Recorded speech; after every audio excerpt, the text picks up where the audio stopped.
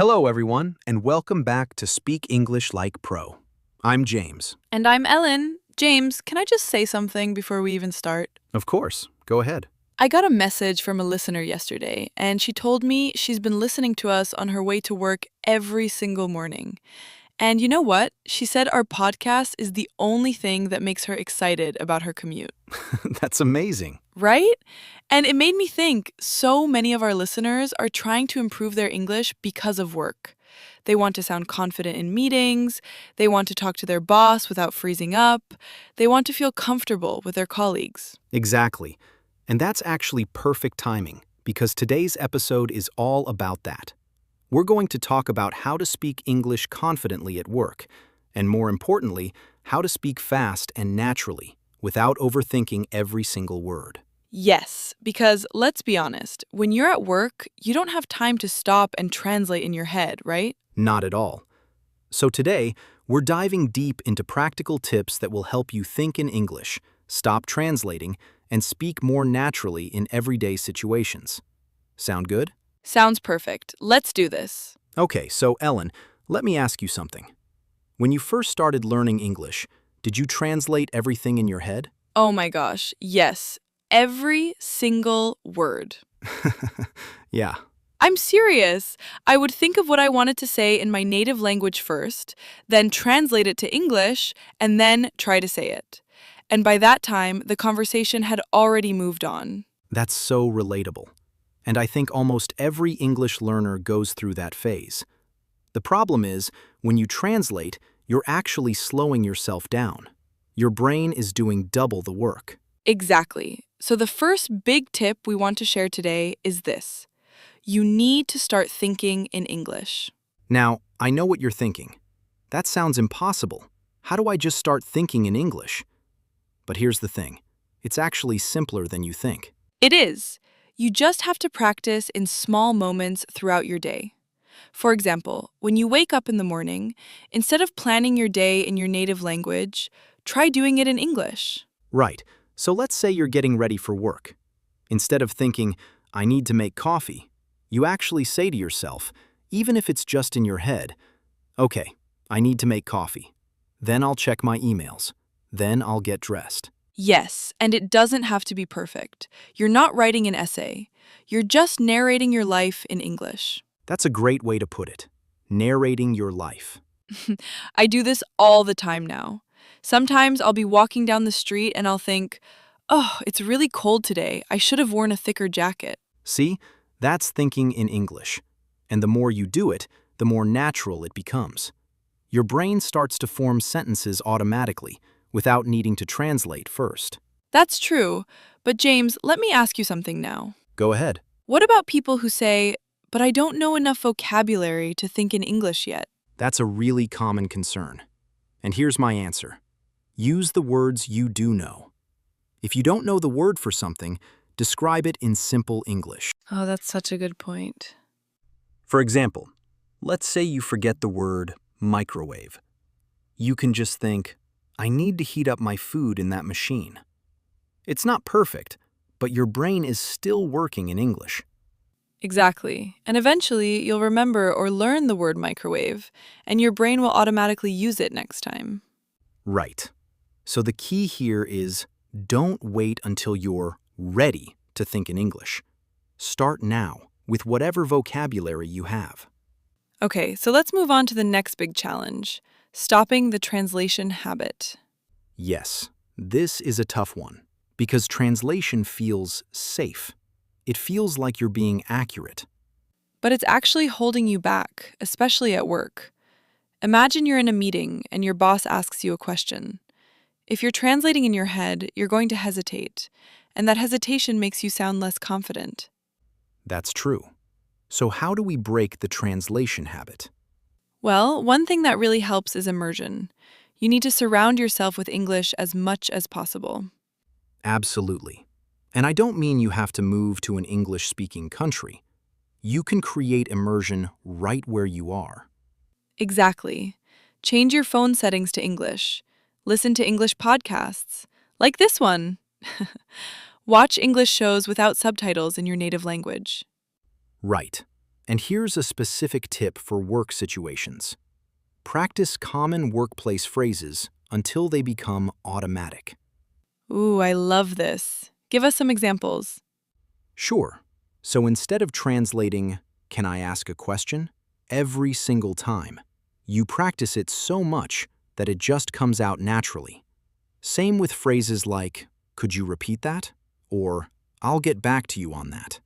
Yes, these are phrases you use all the time at work, so they should roll off your tongue without thinking.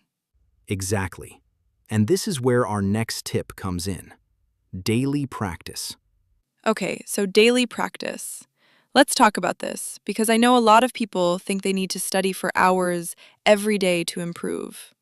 But that's not realistic, especially when you have a full-time job. Exactly. So, what we recommend is small, consistent practice. Even 10 or 15 minutes a day can make a huge difference. That's right. And the best part is, you can practice while you're doing other things. You don't need to sit at a desk with a textbook. Right. So, let me give you a few quick exercises you can try today. Please do. Okay, first exercise.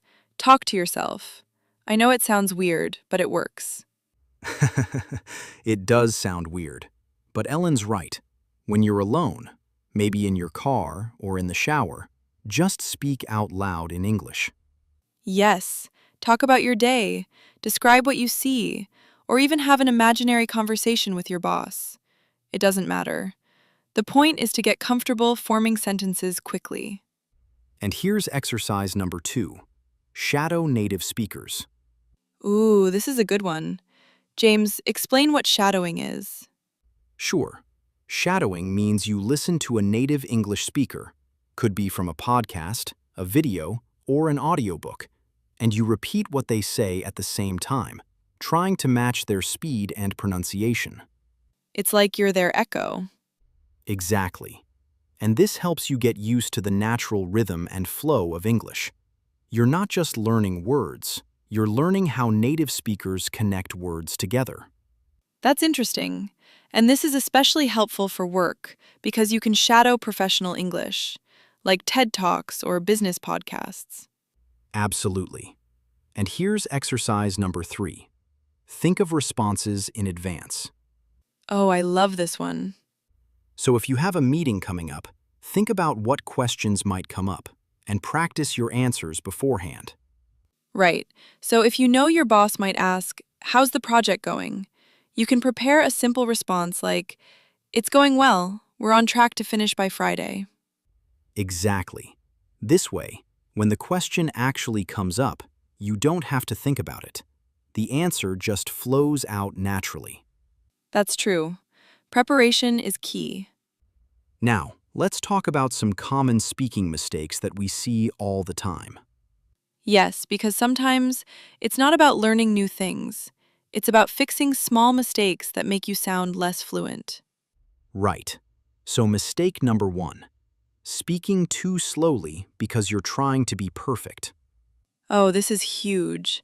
So many learners speak really, really slowly because they're checking every word in their head before they say it. But here's the thing. Native speakers make mistakes all the time. We use the wrong word. We change our sentence halfway through.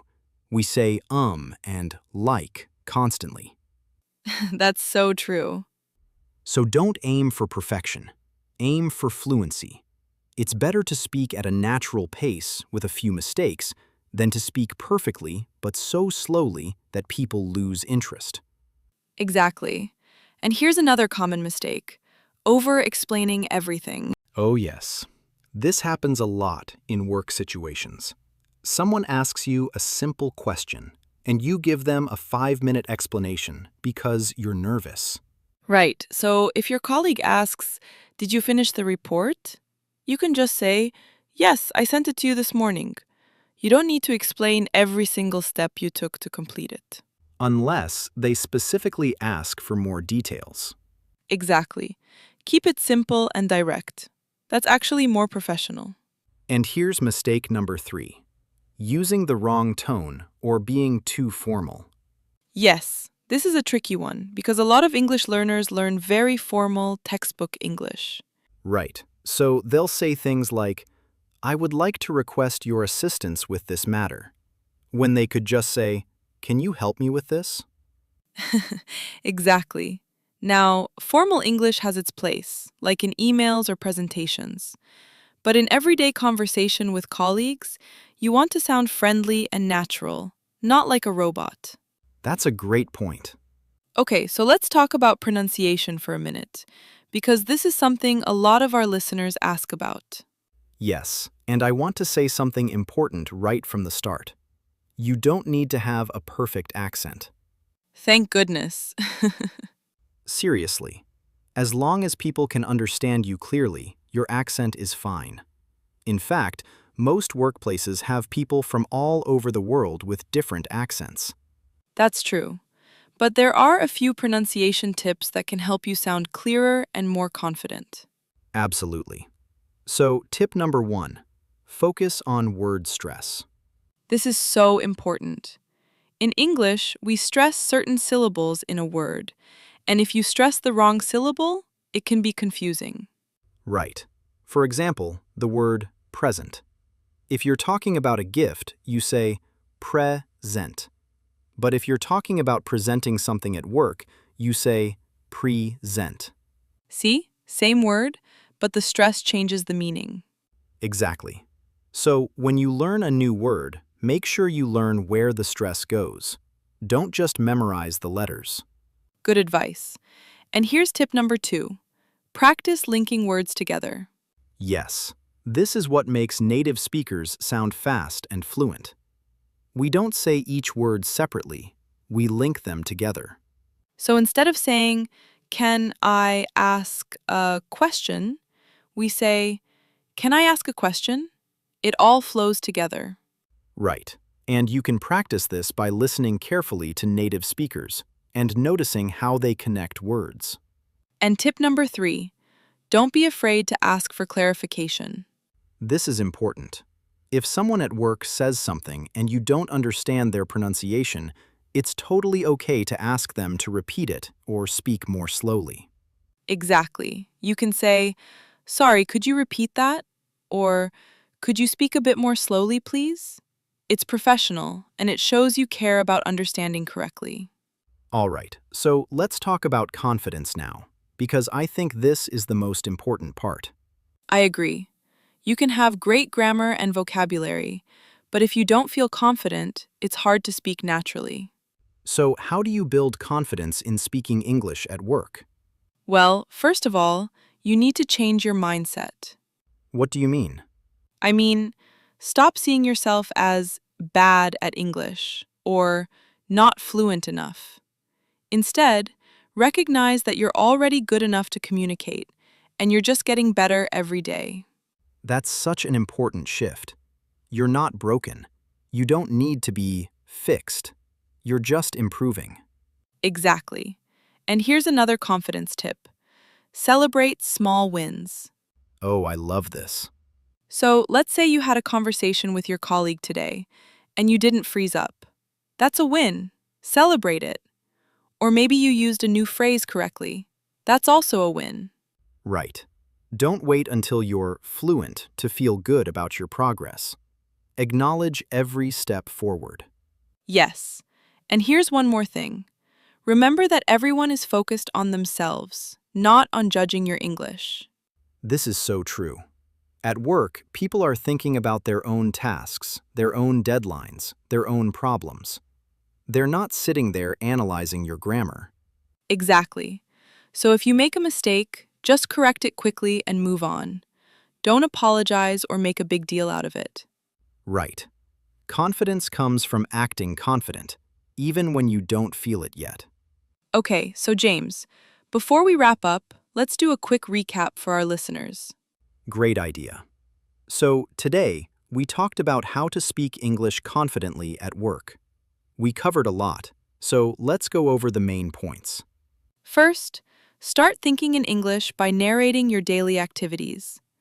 Don't wait until you're ready. Use the vocabulary you already have. Second, Stop translating by immersing yourself in English and practicing common workplace phrases until they become automatic. Third, practice daily, even just 10 or 15 minutes. Talk to yourself, shadow native speakers, and prepare responses in advance. Fourth, avoid common mistakes like speaking too slowly, over-explaining, or being too formal in casual conversations. Fifth, improve your pronunciation by focusing on word stress, linking words, and asking for clarification when needed. And finally, build confidence by changing your mindset, celebrating small wins, and remembering that everyone is focused on their own work, not judging your English. Perfect recap. All right, so before we say goodbye, we have a small challenge for you. Ooh, yes, here it is. For the next 24 hours, try to think in English for at least 10 minutes. It doesn't have to be all at once. You can do it while you're making breakfast, during your commute, or before bed. Exactly. Just narrate what you're doing, what you're seeing, or what you're planning. And notice how it feels. Does it get easier? Does your brain start forming sentences faster? And if you try this challenge, let us know. Send us a message, leave a comment, or tag us on social media. We'd love to hear how it goes. Absolutely. And if you enjoyed this episode, please give us a like, subscribe to the podcast, and share it with anyone who's learning English. It really helps us reach more people who are on this same journey. That's right. And remember, speaking English confidently isn't about being perfect. It's about being brave enough to keep trying, even when it feels hard. You've got this. We believe in you. Thanks so much for listening to Speak English Like a Pro. I'm James. And I'm Ellen. Keep practicing, stay confident, and we'll see you in the next episode. Take care, everyone. Bye!